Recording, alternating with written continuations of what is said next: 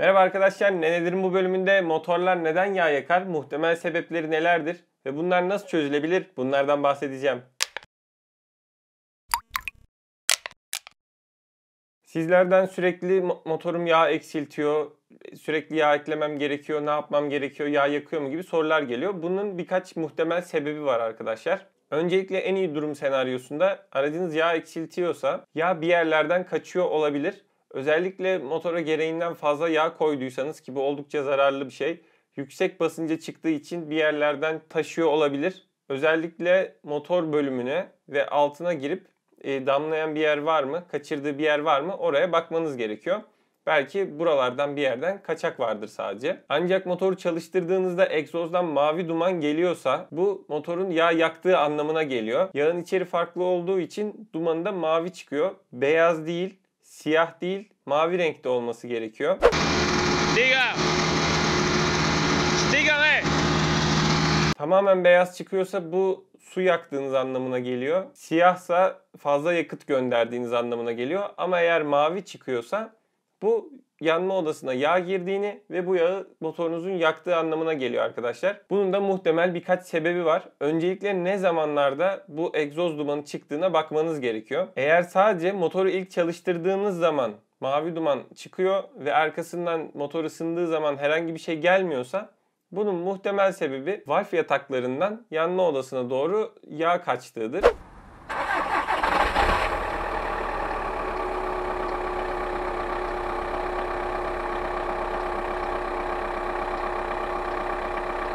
Sübaplar ve egzantrik milleri yağlandığı için ve çok fazla aşınmadıysa eğer siz arabayı bıraktınız ve bu yağlanmış egzantrik mili ve sübaplardan ufak miktarda yağ sızdıysa eğer pistonların içine ilk çalıştırmada bu yağ yandığı için başta mavi duman çıkıyor.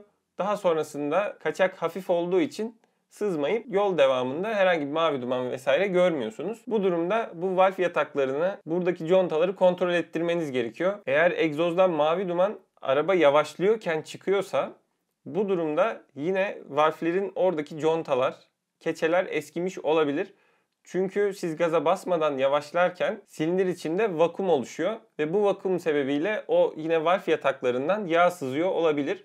Bu tip durumlarda da yine araba yavaşlarken mavi duman çıkar ve bunun çözümü de az önce bahsettiğim gibi sübap contalarını, oradaki keçeleri kontrol edip değiştirmek, belki sübapları değiştirmek gerekebilir. Eğer sürekli yağ eksiltiyor, sürekli egzozdan mavi duman çıkıyorsa bu yanma odasına sürekli motor yağı geliyor demektir arkadaşlar ki en kötü durum senaryosu da bu.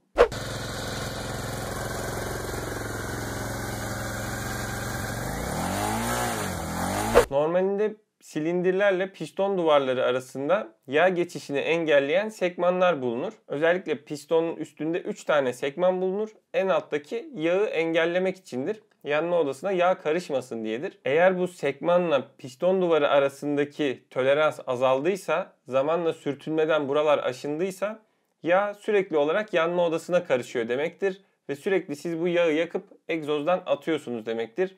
Bu tip durumda oldukça masraflı bir şekilde komple motorun rektifiye edilmesi gerekecektir. Bu segmanların değişmesi, piston duvarlarının tekrardan honlanması gerekiyor anlamına geliyor. Sanayide bunun için geçici bir çözüm üretmişler arkadaşlar.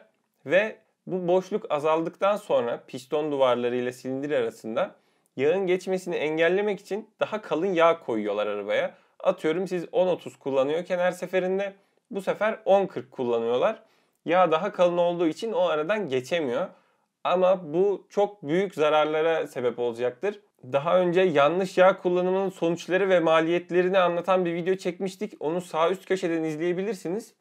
Bunu yaptığınız zaman bu değişen yağ sebebiyle egzantrik milleri, valfler, trigger kayışı gibi bir sürü parça zarar görecek ve daha da büyük sorunlara sebep olabilir. Hatta motoru kullanılmaz hale bile getirebilir. Özellikle trigger kayışı kopup valflerden bir tanesi pistonla çarpışırsa bu motoru neredeyse kullanılmaz hale, bir daha çöp olacak hale getirecektir. O yüzden böyle bir çözüm yoluna gitmeyin arkadaşlar. Özellikle bir de motor üflemesi denen bir terim var. Sanayide bu terim çok kullanılıyor. Bu da şu anlama geliyor. Motor çalışırken yağ dolum kapağını açtığınız zaman, oraya elinizi tuttuğunuz zaman oradan elinize hava geliyor. Bu da yine aynı şekilde bu piston duvarıyla sekman arasındaki boşluk azaldığı zaman piston içinde oluşan yüksek basınç oradan kenardan kaçıp yağ karterine ulaşıp oradan da sizin elinize geliyor.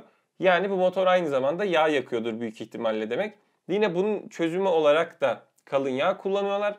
Buna dikkat edin, sakın yapmayın arkadaşlar. Bunu yapmak yerine motoru düzgün bir yerde rektifiye ettirmeniz gerekiyor. Bir miktar paradan kaçarken çok daha büyük sorunlara yol açmak istemezsiniz. Çok daha pahalıya mal olacaktır o kalın yağı koymak. O yüzden buna da dikkat edin. Bu videoluk bu kadardı arkadaşlar. Bunun gibi farklı yaşadığınız sorunların çözümleri olacak şekilde videolar istiyorsanız bu isteklerinizi de aşağı yazabilirsiniz. Ve izledikten sonra bu videoyu da beğenmeyi, paylaşmayı ve kanalımıza abone olmayı lütfen ihmal etmeyin.